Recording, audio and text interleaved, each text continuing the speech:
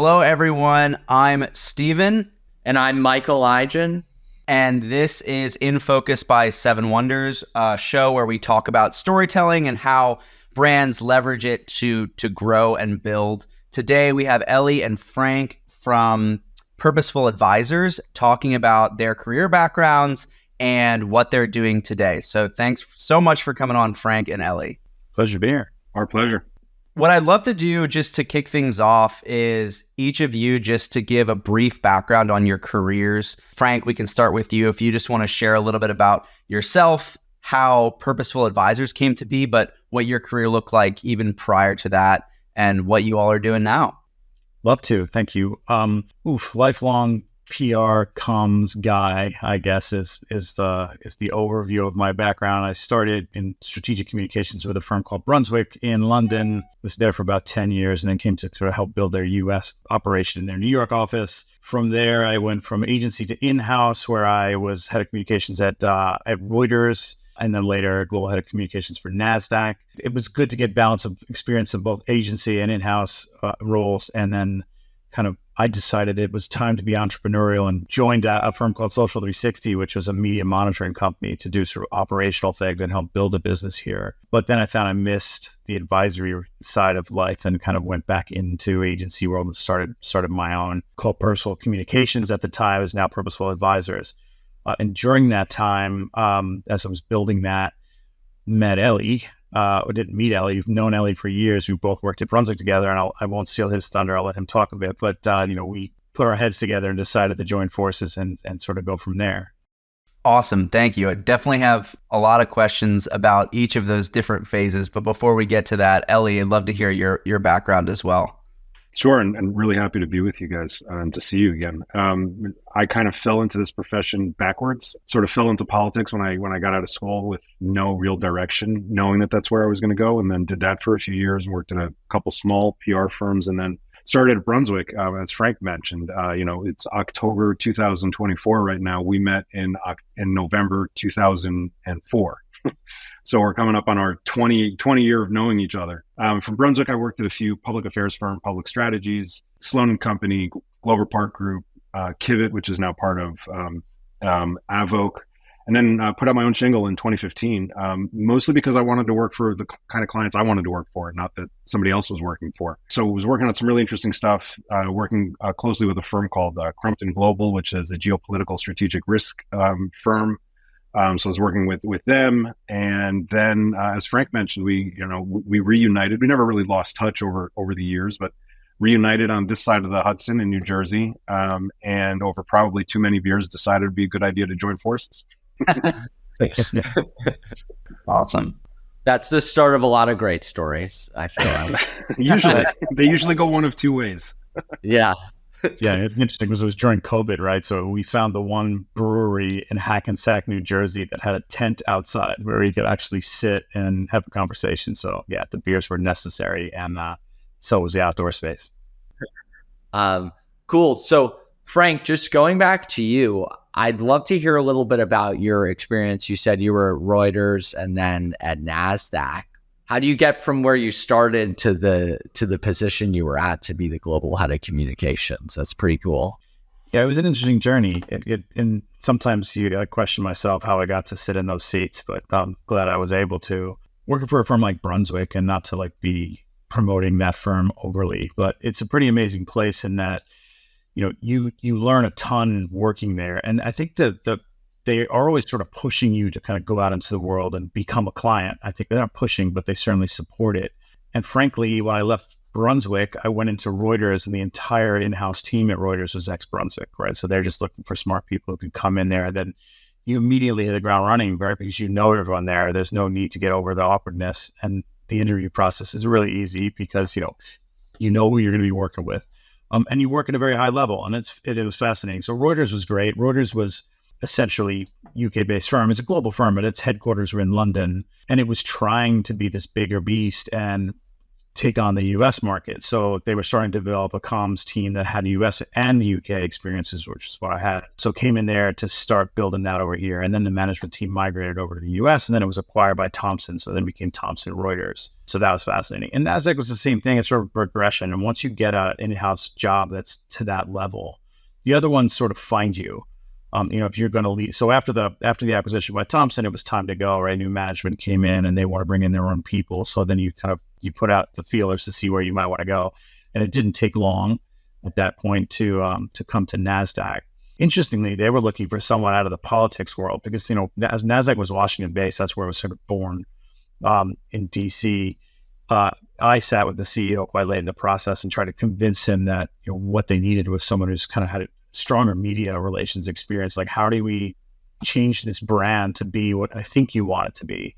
And I was successful, and so he gave me the job. And that was an interesting ride doing that, because NASDAQ essentially was seen as this tech exchange. So like all tech stocks will go list on the NASDAQ. And I think in their mind and in mine, they needed to shift that thinking because they want to compete with the New York Stock Exchange, which is seen as sort of, this is where all the big companies go, the mature blue chip companies go to the New York Stock Exchange, and NASDAQ wanted a piece of that pie.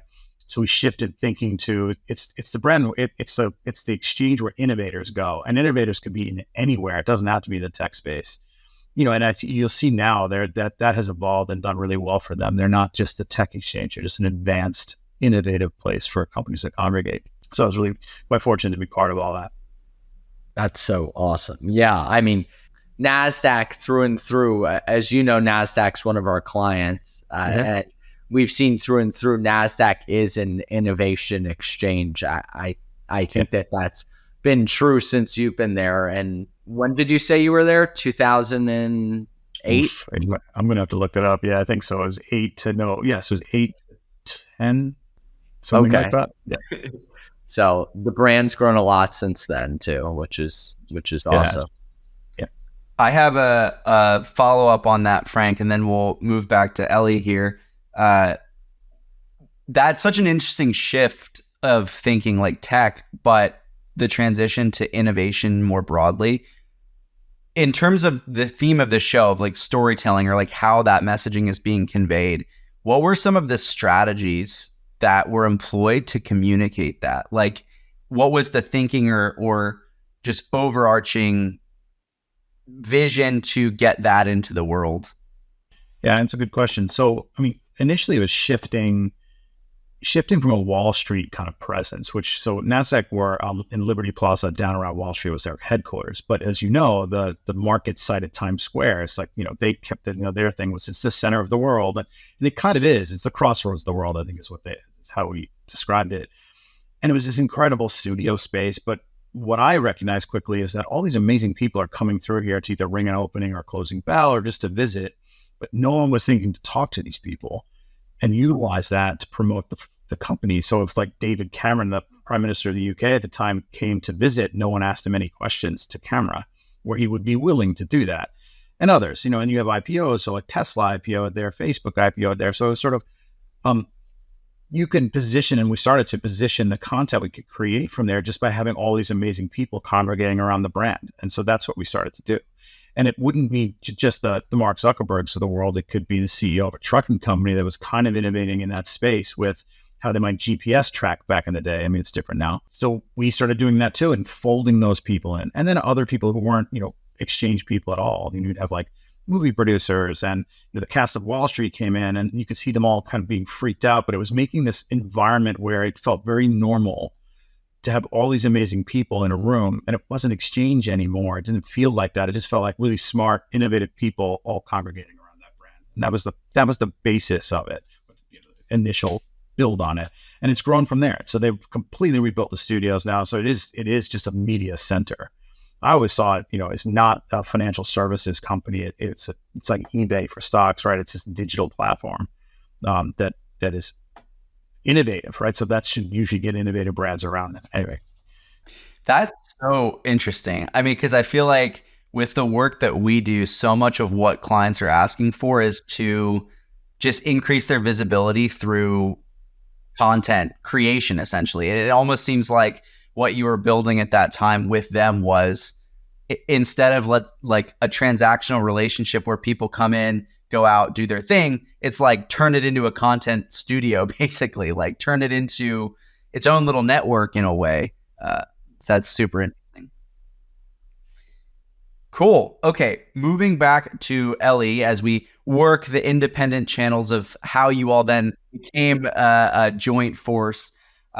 So obviously, Elie, you referenced several work experiences prior to Purposeful Advisors.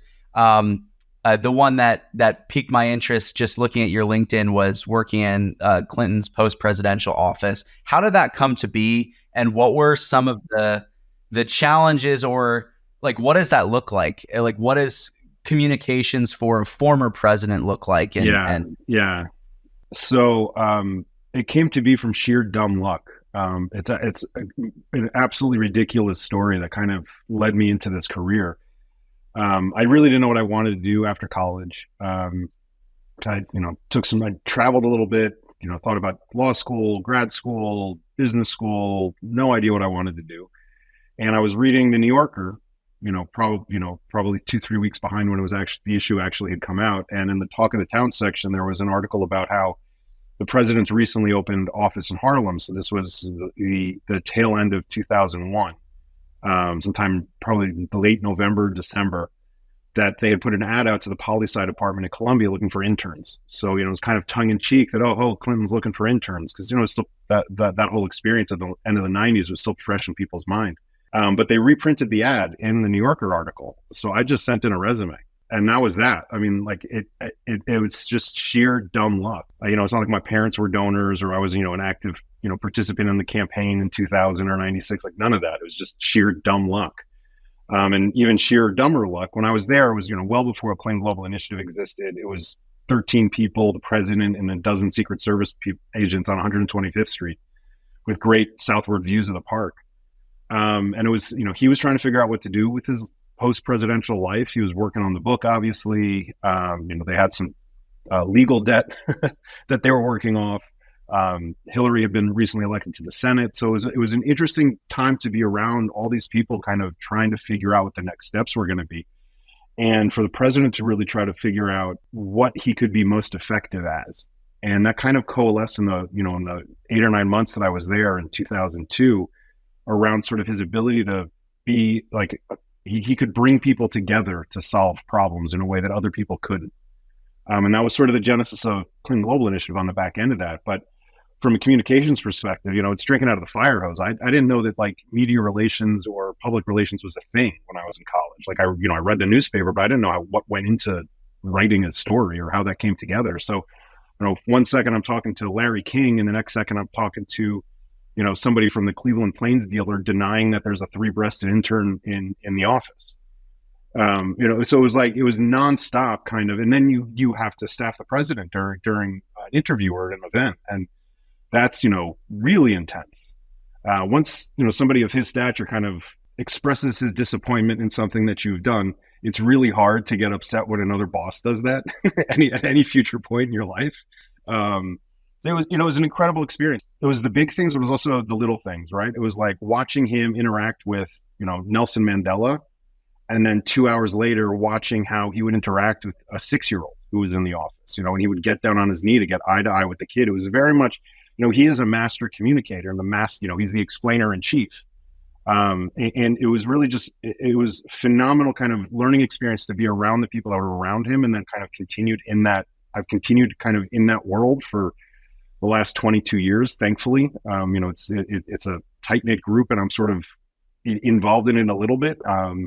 And, really sort of every part of my career since then has been because of that opportunity. So from reading the New Yorker to where I am now is kind of a shockingly straight line. Wow. That's really interesting. I want to go back to something you said just because it struck a chord. 3-breasted intern. What? Yeah. So I actually have the article. It's the only place I think I'm quoted by name as a Clinton spokesperson. So I have the article framed on my wall. And it was Cleveland Plains dealer was writing a story about the Worldwide News, one of those supermarket tabloids. And that month there happened to be an article about there was a 3-breasted intern in the office. working in President Clinton's office. So I had to go on the record denying that existed. Who comes up with this stuff? No, it's remarkable. Like it's I love the fact that that's what I have on the record denying. It's kind of an encapsulation of sort of the weird things that I've done in my life. That's hysterical. Awesome. From there, you went to Reuters as well, and that's where you met Frank, right? Or did you have a... No. So I worked, from there, I worked on a couple campaigns in the fall of 2002. Not doing anything terribly impressive, kind of just, being a driver and a helper on some campaigns, despite the fact that I wanted to be doing more. I was still, first experience, good experience, but, not doing anything that I really wanted to do. And then was interviewing heavily in DC for jobs. Democrats had gotten destroyed in the 2002 election. So there were like no jobs to be had. So I stayed in New York, started working at a kind of a small tech-focused PR firm for a couple months, and then switched to a professional services firm for about a year and a half. And then I met the folks at Brunswick and Frank. And started there again November 2004 and left a few months after Frank did in early 2007. Very cool. This is more open-ended for either of you, but I'm curious, just drawing on both of your previous experiences and also what you're currently doing for Purposeful Advisors. Communications in high-stakes situations. Like, what did the experience of being in those very visible and public roles do as far as training and understanding about how communication... Elie, you referenced like Nelson Mandela versus the 6-year-old and how those interactions, like he was a master at both and there's similarities. Like just talk to me about what communication in really high stakes situations looks like, or what you learned from your roles. Yeah, I mean, over the years, it was really working with, successive CEOs or with great bosses at the firms that I was at between President Clinton's office and then, where we are now. And it's, high stakes means different things to different people, right? Like something mundane to you and I could be monumentally important to a CEO or an executive on what they're doing. Every interview could be important. What you learn is really, I would say 3 primary things. One is preparation, is perfection. Spend the time doing prep. Do the as much interview prep as you need to do, however high level. Build a fake studio so somebody can get used to being under the lights and under the scrutiny. Have somebody come and be a reporter to interview them so you can go over what a story would look like based on their interview. It's hard, it's not a normal interaction for most people. So really kind of taking them through the paces repeatedly so that it's easy when they actually do it. I'd say the second thing is everything that comes out of your mouth has to have purpose, right? Especially in a high stakes event. If you're dealing with a crisis, if there are people's lives that have been lost or people's lives are on the line or people's livelihood, it's really important to get what you're saying correct. And that's a big loaded sentence of what correct means and how you reach those sorts of conclusions. Then I would say the third thing is really like, you can never lose your humanity, even in those high stakes situations. Client going through crisis, regardless of what that crisis is, you can never lose perspective of, it isn't just about the share price, although that's really important, right? It's not just about your employees that are there right now. It's about their families. It's about the communities that are impacted. So I think, those are probably the 3 main big takeaways. I'm sure Frank, agrees with those and probably has more. But that, those are kind of where I would start. Yeah, I agree with that. If I can jump in with everything you just said, I would add like the 2 types of experience that I had, both agency and then in-house. The approach is slightly different. When you work in an agency, you have to be the one that remains calm, right? Particularly a big agency where we faced everything from Martha Stewart going to jail for insider dealing to, some of the biggest mergers or acquisitions ever, billions of dollars at stake. And it's tense, but you have to remain calm. And I remember when we did the acquisition of Reuters, I was in-house. Thomson acquired Reuters. We were doing a global, inform the global team all at once, just around the world. So the stakes are high already. Something could go wrong, and it's very tense. And you have executives all around the world addressing, tens of thousands of employees. That's where you have to remain calm. And then the media are having a go because, of course, the CEO is making $50 million or whatever the number was in pay for this acquisition, and that's horrible. And so you're not only battling like the media coming out on something like that, you're battling what internal people are thinking about or how you're communicating with them. and the ego of the CEO, who may or may not really appreciate the fact that someone just put a number out there that he didn't want out there. So there's all of that, but I think through it all, it's everything Elie said for absolutely certain. But it's also remaining calm under that's what they look to you to be. You have to be calm under pressure. And I think we both are good at that. And then we take that to what we're doing now with Purposeful Advisors. It's that big experience applies really well to smaller companies who the stakes may feel higher to them because, if you're a founder and you just started a company and you're trying to raise money and it's not going very well, that is high pressure and it's high stakes, right? Because if you don't close that deal, you're out of business. It's not like you just can't move on to the next thing. You're in trouble. So remaining calm in those situations is hugely important too. That's my ad. Absolutely. How about when you're in-house? How does that change a little bit?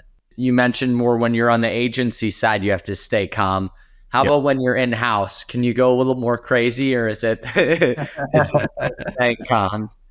You have to remain calm too. But it's interesting, right? Because the CEO might look at your calmness as inaction, perhaps. They might probably do want to see you more running around and like dealing with the media and constantly on the phone, and you will be. But you do have to have this, level of calm. It just depends on the CEO too. I know the CEO of NASDAQ, when we did a deal, he was calm. It's a man that knows what he's doing around a deal, and these deals are really complex and the stakes are super high. He was calm. And same with the CEO of Reuters, very calm. I think it's the uncertainty of dealing with in a transaction situation when you have a vast amount of employees coming together. They all know that they're going to lose. Someone's going to lose their job at some point because there's redundancies. There just is, right? There's overlapping roles. So you have to be that calm, cool, and collected individual as you're delivering these messages to people and what the future might look like, etc. But yeah, I mean, they're not vastly different, but it just depends on your personality. I know I've worked with people who've got to lose their mind under the pressure in comms, and they're not good comms advisors because you have to have a level head. Very cool. Okay.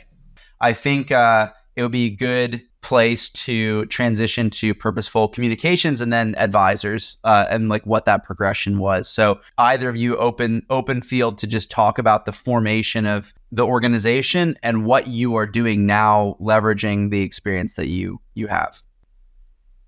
Elie, you want to go? No, your baby, you go. All right. It started as Purposeful Communications because it was just a name. I think as we started to put together what we do for clients, we quickly realized that it's a little broader than just what is a typical communications offer. Because we started out working in the scale-up, the startup world, those folks need a lot more. Those folks being founders and senior leadership within these organizations, they need a lot more than just getting media or writing a blog post or, coming up with messaging and all of that stuff. They may need help with fundraising and more than just, here's your investor deck and let me look at it and scrutinize it. Absolutely. But can you make some intros for me? Because as we've gone through our careers, we've built vast networks. And so tapping into those networks is important on behalf of smaller clients, but not just smaller clients, all clients, but certainly the kind of startup scale up ones. And so that's where the idea to change it to advisors came, because it just was a little bit more representative of what we do. And I think our firm is constantly evolving in how it approaches what we do and the things that we do. As I said, we work for scale-ups and startups doing all those typical things, and we can open our network, but we're also starting to talk about, or not starting to talk about, we're actually doing litigation communications as well, which is very close to crisis comms. So we might work for a law firm and help them through, a case that they're working on where they need immediate profile or need to think through how you might position the case, or thinking through how to stay out of the media, that kind of stuff. And so that's another layer of what we do. And it's just very exciting stuff. So those are the sort of the tools in our toolkit. I think I said that okay. I'll let Elie add later to that. No, what Frank said is 100% right. The shift from communications to kind of advisor is really because that's what we saw we were doing. Like a lot of coaching, because we have a lot more business experience than some of these folks that are starting their companies. So we're able to look at a larger kind of scope than they're necessarily recognizing. They have kind of tunnel vision. Like I got to get my numbers. I got to do this. I got to do this. And we kind of can come in more as objective observers and say, wait a minute, let's take a step back. Let's question some of your assumptions. Let's think about what that means for going forward.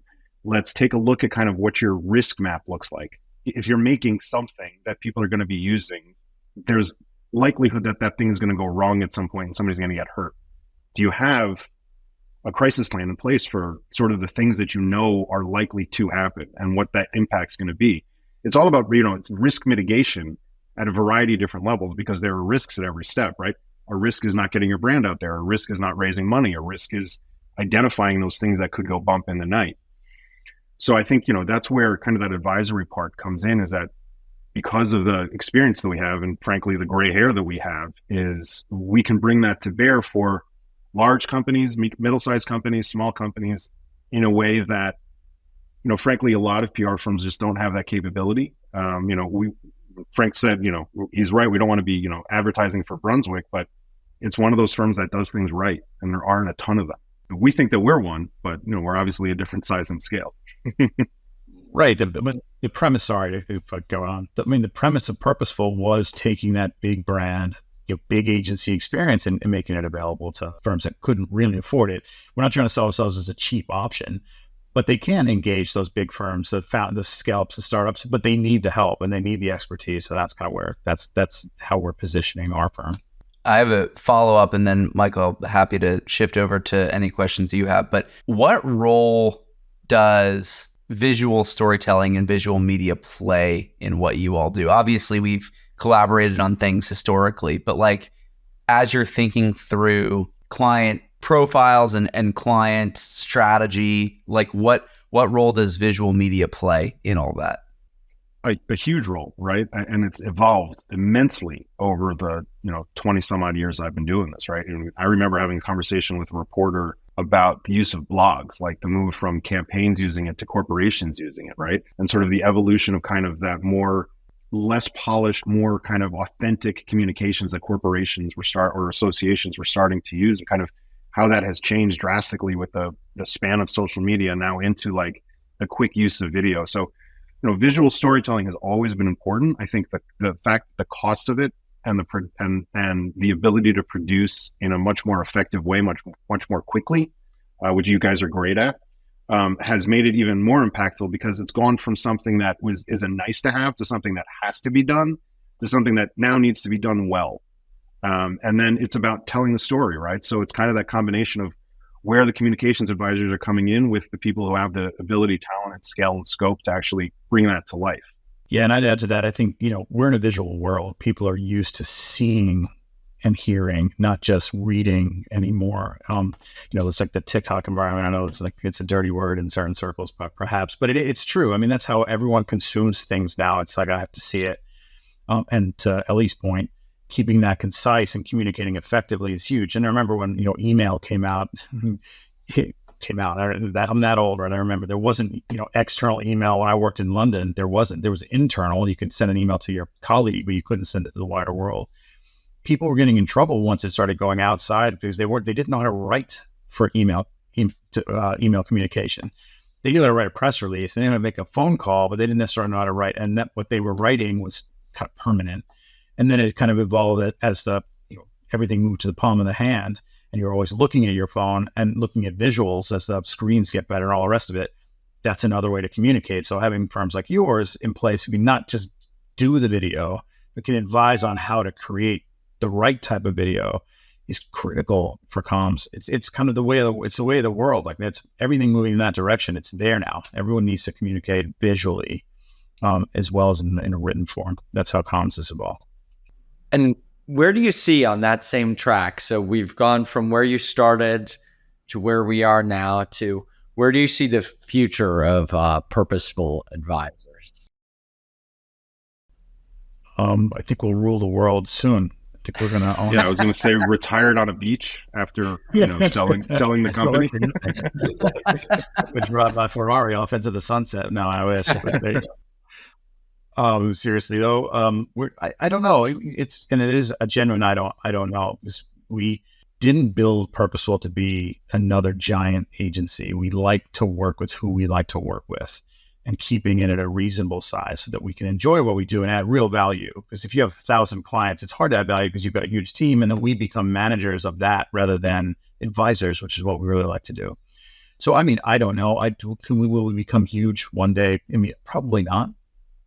we're just going to keep doing what we're doing. If it grows the way it should grow, then we'll manage that as we go. But it's not in my mindset anyway to build this into a big beast.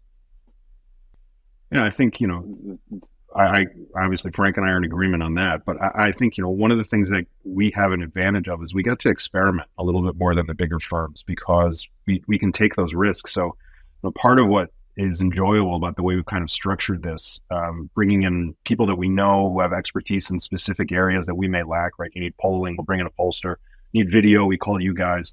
So it really gives us an opportunity to get like our hands and feet in different areas that are also, figuring out what is next. Like what is the impact AI is going to have? What is the impact that, geopolitics are going to have? And kind of where does that lead us in terms of the advice that we need to be giving, or what are the inputs that we need in order to digest through that we can best advise clients? So it's always an interesting time to be in this industry. I think right now is like kind of almost peak interest because AI is just so disruptive. I think the future of our industry is still going to be, at the end of the day, giving good advice and figuring out how to give that good advice.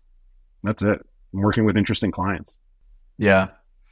I have one final question, unless there's anything else that you all want to talk about. But what advice can you give to, you could look at it like maybe your former selves or just other, brand managers or marketing folks that are in a role where they have to do corporate comms in some level. What is your biggest takeaway after having a career of that and based on what you're doing now? I guess should have gone to law school. And I guess it's know your limitations, right? I think there's a lot of moving parts in any kind of communications organization, be it in an agency or internally. So if you work in a company, you need to bring in the right people to help you achieve.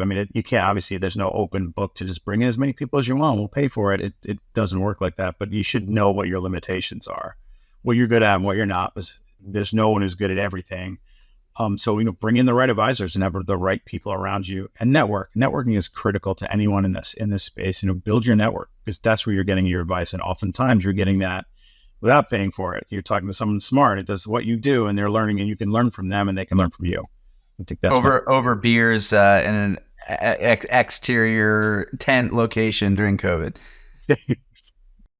I would just add, Frank's right on the money. You got to stay curious. Somebody once asked me if there are any stupid questions. I said, yeah, if I can Google the answer faster than you can, then it's a stupid question. Otherwise, ask anything. And I think that's still my mindset, right? Like I know I annoy clients because I ask questions that they're either uncomfortable with getting asked or that they haven't thought through or that they don't want to think through sometimes. So I think, anybody who's coming up, ask questions, find the right people to ask questions of. Like Frank was saying, network, find people that are smarter than you that can teach you things. People like sharing their knowledge, genuinely. There's this industry in particular gives you, if you're smart about it, gives you lots of opportunities to do that. That's great. Michael, do you have any final questions for these guys? No, I think we covered everything. Awesome.